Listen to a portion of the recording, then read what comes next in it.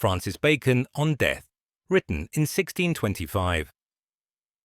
Men fear death as children fear to go in the dark. And as that natural fear in children is increased with tales, so is the other. Certainly, the contemplation of death as the wages of sin and passage to another world is holy and religious, but the fear of it as a tribute to nature is weak. Yet in religious meditations there is sometimes a mixture of vanity and of superstition. You'll read in some of the friars' books of mortification that a man should think within himself what the pain is, if he merely has his finger's end pressed or tortured, and imagine from this what the pains of death are when the whole body is corrupted and dissolved. Yet many times death happens with less pain than the torture of a limb, for the most vital parts are not the quickest of sense.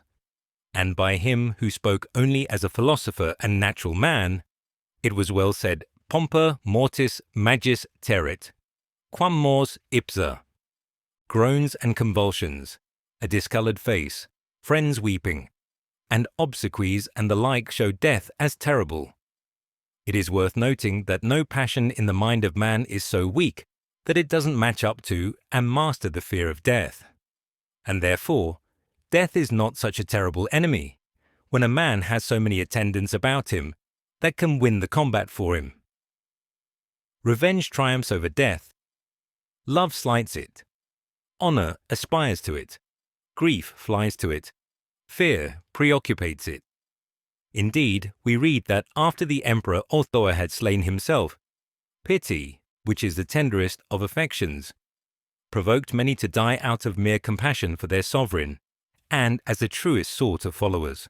And Seneca adds fastidiousness and satiety. Cogita quamdiu eadem feceris.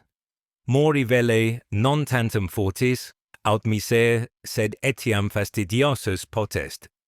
It is no less noteworthy how little alteration in good spirits the approaches of death make, for they appear to be the same men till the last instant. Augustus died in a compliment. Livia, conjugi nostri memor, vive et vali. Tiberius in dissimulation, iam Tiberium vairese corpus, non dissimulatio, deserebant. Vespasian in a jest, sitting on the toilet, ut puto Deus fio.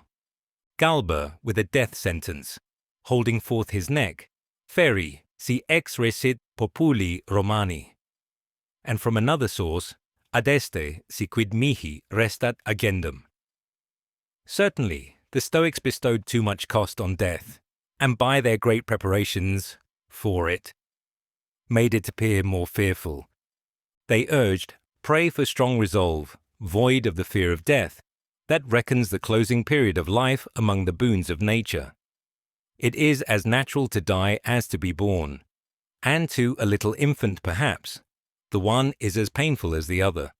He who dies in an earnest pursuit is like one who is wounded in hot blood, who for a time hardly feels the hurt, and therefore a mind fixed and bent upon something that is good avoids the sorrows of death. The sweetest canticle is Nunc dimittis, when a man has obtained worthy ends and expectations.